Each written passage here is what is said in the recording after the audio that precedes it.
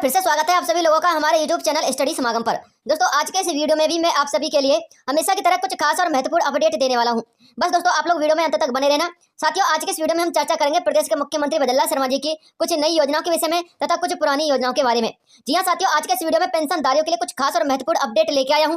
दोस्तों पेंशनधारियों के लिए दो मुख्य सूचनाएं निकलकर सामने आ रही है। यदि आप लोग भी राजस्थान के अंतर्गत पेंशन लाभार्थी हैं तो दोस्तों आप लोगों के लिए दो मुख्य सूचना सबसे महत्वपूर्ण होने वाली है, इसलिए इस वीडियो में इन सूचना को देखकर जरूर जाना। इसके अलावा साथियों बहुत सारे पेंशनधारी हमारे लिए बार बार कमेंट करते हैं सर बकाया पेंशन का पैसा कब आएगा। तो साथियों आप लोग की बकाया पेंशन का पैसा कब आएगा वो मैं आपको इस वीडियो में बताने वाला हूं। दोस्तों बकाया पेंशन इस दिन मिलेगी, यानी कि आप लोग की बकाया पेंशन को लेकर एक तिथि निकलकर सामने आई है, वो भी आप लोग इस वीडियो में देखना। खाद्य सुरक्षा योजना के ऑफिशियल पोर्टल को शुरू होने को लेकर एक महत्वपूर्ण अपडेट निकल के सामने आ रही है, जिसमें आप लोग नए नाम जुड़वा सकते हैं, पुराने नाम हटवा सकते हैं और नए राशन कार्ड के लिए भी अप्लाई कर सकते हैं। और साथ ही राजस्थान के सभी किसान भाइयों की अब मौज हो चुकी है, क्योंकि 13,600 रुपए आप लोग के खाते में आने वाले हैं। कौन सी योजना के तहत आएंगे, किन किन किसान भाइयों के लिए आएंगे, आप लोग इस वीडियो में डिटेल सहित देखिएगा। इसके अलावा एक नई आर्थिक सहायता वाली योजना शुरू की गई है राजस्थान के अंतर्गत। साथियों इस योजना में आप लोग के लिए 40,000 रुपए तक की धनराशि मिलती है। साथियों इस धनराशि का उपयोग राजस्थान का प्रत्येक व्यक्ति कर सकता है। बस दोस्तों आपको पता होना चाहिए कि कौन सी योजना राजस्थान के अंतर्गत शुरू की गई है और आपको किस प्रकार से इसका लाभ मिलेगा। तो चलिए दोस्तों वीडियो को शुरू करते हैं और एक एक स्टेप को अच्छी प्रकार से समझ लेते हैं। साथियों सबसे पहले हम चर्चा करते हैं राशन कार्ड संबंधी महत्वपूर्ण अपडेट के बारे में। साथियों ये तो आप सभी लोगों को पता है कि एलपीजी आईडी की सीडिंग की जा रही है।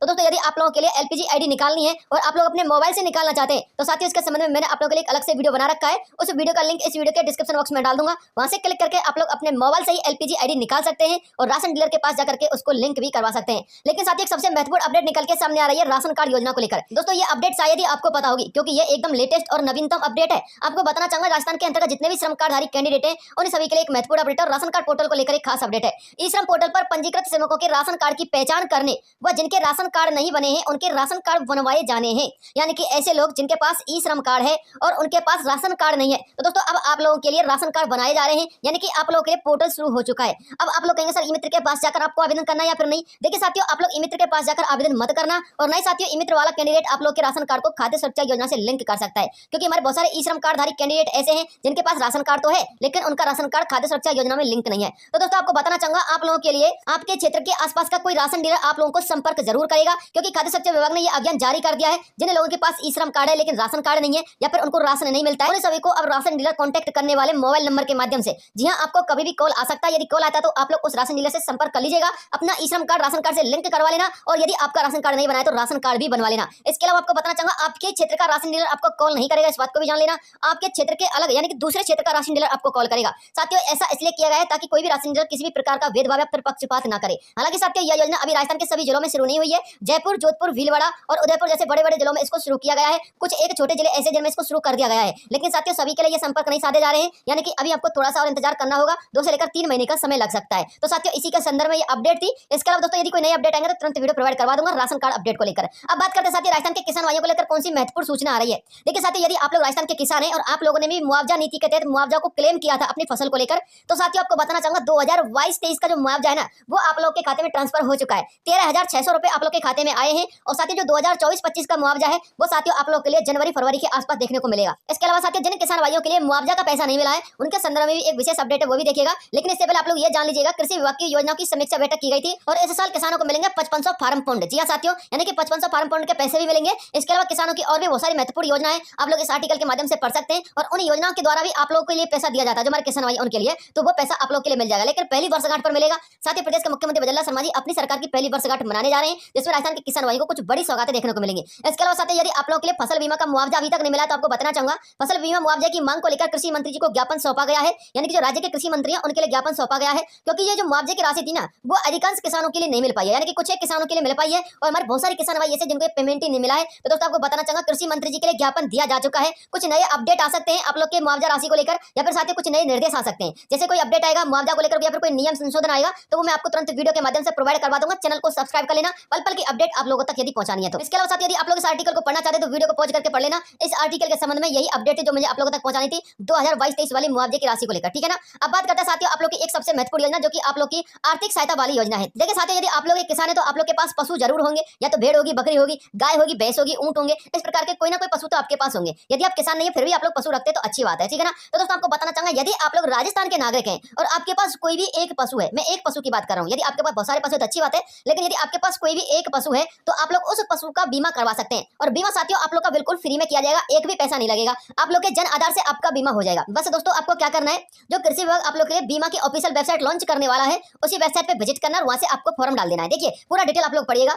अब दो नहीं, परिवार के एक ही पशु का मुफ्त बीमा किया जाएगा। आवेदन ऑनलाइन होगा, पहले आओ पहले पाओ की तर्ज पर आपको लाभ मिलेगा, यानी कि जो कैंडिडेट सबसे पहले बीमा करवा देगा उसी के लिए ये लाभ मिलेगा। अब साथियों लाभ की राशि किस प्रकार से रहेगी वो भी देखिएगा। सबसे पहले आप लोग थोड़ा सा डिटेल पढ़ना चाहते तो पढ़ लेना इस आर्टिकल को पढ़ करके, लेकिन मैं आप लोग के लिए इसके मेजर पॉइंट बता देता हूँ। देखिए फैक्ट फाइल क्या है। फैक्ट फाइल है कि 21 लाख पशुओं का बीमा होगा, 5 लाख गाय का और भैंस का होगा, 1 लाख ऊंट और ऊंटनी का होगा, 5 लाख भेड़ बकरियों का होगा, 10 लाख भेड़ बकरी को एक यूनिट बनाई जाएगी और उन सभी का बीमा होगा। 20वीं पशु गणना के अनुसार पशुधन बीमा के अंतर्गत इस योजना को लॉन्च किया गया है। एक ऐप तैयार किया जा रहा है, उसी के जरिए आप लोग आवेदन कर सकेंगे। अब आप लोग यहाँ से पढ़िएगा, मुख्यमंत्री मंगला पशु बीमा योजना के आवेदन के लिए एक ऐप तैयार किया जा रहा है, जिसमें पशुपालक अपने जन आधार नंबर के साथ आवेदन कर सकेंगे। यानी यदि आपके पास एक भी बकरी है या फिर कोई पशु है और आपके पास जन आधार है तो सिर्फ जन आधार से ही आप लोग अपने पशु के लिए बीमा करवा सकते हैं, बिल्कुल निःशुल्क, एक पैसा देने की जरूरत नहीं है। अपने पशु बैंक खाते की जानकारी देनी होगी। आवेदन के बाद स्थानीय पशु चिकित्सक पशुपालक के घर जाकर पशु की जानकारी फोटो सहित ऐप में दर्ज करेंगे। जैसे ही आप लोग आवेदन कर देंगे ना, तो आप लोग के गांव के आसपास या फिर शहर के आसपास जो पशु चिकित्सालय होगा वहां से कुछ लोग आएंगे और आप लोग के जो भेड़ बकरी जिसका आप लोग बीमा करवाना चाहते हैं उसकी डिटेल दर्ज करके ले जाएंगे।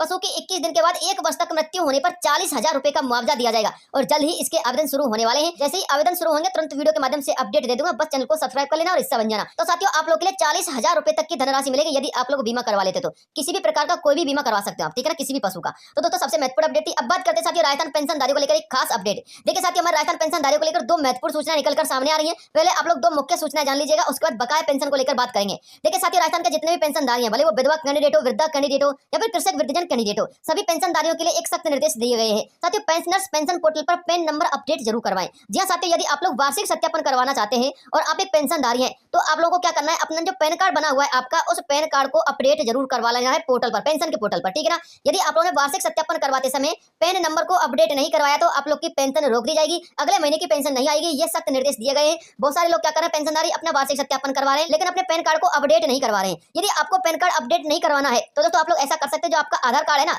उस आधार कार्ड से पैन कार्ड को लिंक करवा सकते हैं, ठीक है ना। और ये काम आप लोग किसी भी नजदीकी ई-मित्र पर जाकर भी करवा सकते हैं। तो दोस्तों ये काम जरूर करवा लेना। यदि आप लोगों ने ये काम नहीं करवाया तो पेमेंट रुक जाएगा, इस बात की जिम्मेदारी आप लोग की खुद की होगी। इसके अलावा साथियों एक छोटा सा अपडेट आया लेकिन सबसे महत्वपूर्ण अपडेट है, 30 नवंबर तक जीवित प्रमाण पत्र देना होगा। जी हां साथियों, देखिए आप लोग के जो आवेदन चले वार्षिक सत्यापन के दोस्तों वो 1 नवंबर से लेकर 31 दिसंबर तक है। लेकिन साथियों सबसे महत्वपूर्ण अपडेट तो यह है कि यदि आप लोग वार्षिक सत्यापन करवाना चाहते हैं, यानी कि वार्षिक सत्यापन यदि करवा रहे हैं और आप लोग जीवित प्रमाण पत्र यदि देना चाहते हैं तो वो आप लोग 30 नवंबर तक ही अपलोड करवा दीजिए। 30 नवंबर के बाद यदि आप लोग अपलोड करवाओगे तो मान्य नहीं किया जाएगा। आप लोग यहाँ पर पढ़ सकते हैं, साफ साफ लिखा हुआ है, पेंशनर्स और पारिवारिक पेंशनर्स को 30 नवंबर तक अपना जीवित प्रमाण पत्र देना होगा, अन्यथा अगले महीने की पेंशन का भुगतान नहीं होगा। उपकोष अधिकारी ने बताया कि हर वर्ष की तरह ही नियम 1996-134 के अनुसार पेंशनर्स और पारिवारिक पेंशनर्स को 1 से लेकर 30 नवंबर तक यानी 30 नवंबर 2024 तक अपना जीवन यानी कि जीवित प्रमाण पत्र कार्यालय में जमा कराना होगा। या तो आप लोग ऑनलाइन अपलोड करवा सकते हो या फिर आप लोग डायरेक्ट कार्यालय में जाकर भी अपलोड करवा सकते हो या फिर उनको जमा करा के आ सकते हो। और साथ ही जीवित प्रमाण पत्र आप लोग डायरेक्ट पोस्ट बैंक के माध्यम से बनवा सकते हो, सीधा बन जाता है। और साथ ही जीवित प्रमाण पत्र आप लोग जल्दी से जल्दी कैसे बनवा सकते हो